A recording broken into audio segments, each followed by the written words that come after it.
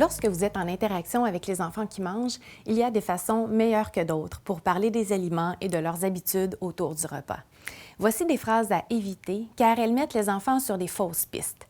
Et en contrepartie, une foule d'idées de choses à dire pour favoriser le plaisir des enfants à manger, le respect de leur faim, leur découverte des aliments et le développement du goût. Vous saurez les employer au bon moment auprès des enfants différents afin que chacun se sente valorisé. Vos interactions seront plus constructives et le dîner sera plus agréable pour tout le monde. En lien avec le plaisir, ce qu'il ne faut pas dire, tu manges encore la même chose.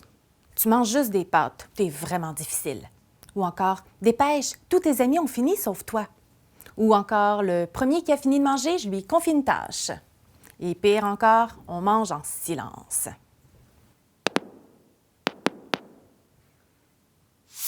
Ce que vous pourriez plutôt dire, qu'as-tu aimé le plus dans ton lunch et pourquoi?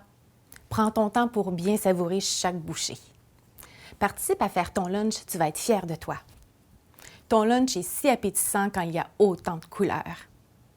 Parle doucement. Si tu as faim, c'est le temps de te concentrer sur ton lunch car ensuite, on va jouer dehors. Quel beau moment on passe tout le monde ensemble.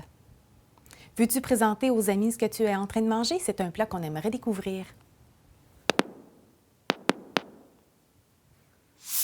Pour que les enfants écoutent leur faim, voici ce qu'il ne faut pas dire. Mange au moins la moitié de ton lunch. Il en reste beaucoup dans ton lunch, mange encore 2-3 bouchées. Ne me dis pas que tu as encore faim pour ton dessert si tu n'as plus faim pour ton lunch. Ne mange pas trop, tu vas grossir. Ne bois pas en mangeant parce que tu n'auras plus faim. Allez, force-toi un peu, tes parents ont payé pour ce repas. Et maintenant, ce que vous pouvez dire. As-tu une petite faim ou une grosse faim ce midi? Mange à ta faim, c'est toi qui décides. Prends ton temps pour déguster, c'est pas une course. C'est correct de te garder une petite place pour ton dessert plutôt que de te forcer.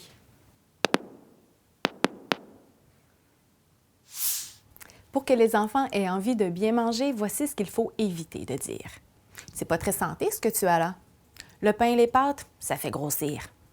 Mange ton brocoli pour être fort. Mange au moins ta pomme, c'est bon pour la santé. Et mange au moins tes légumes.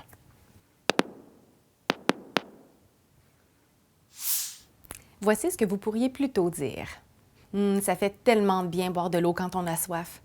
Ça a l'air bon ce que tu manges. Qui l'a préparé?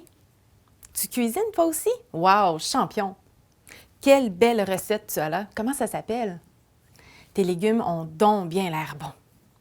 Il n'y a pas de bons ou de mauvais aliments. Il y a seulement des aliments qu'on mange plus souvent et d'autres, moins souvent.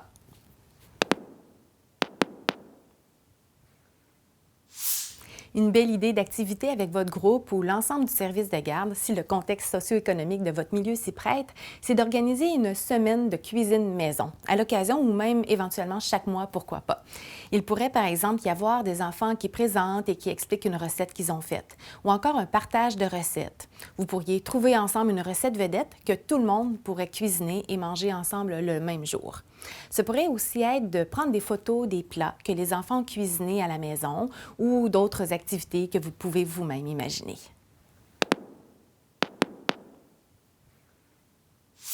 Profitez de l'heure du repas ou de la période après les classes pour parler de l'origine des aliments et de la façon dont ils poussent ou qu'ils sont produits. Parce que les carottes, ça ne pousse pas dans un frigo.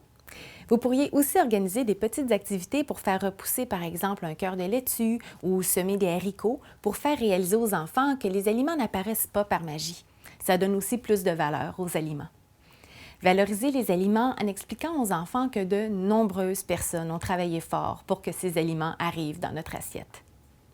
Enseignez que certains aliments sont produits tout près de chez nous et que d'autres arrivent de très loin en avion ou en bateau.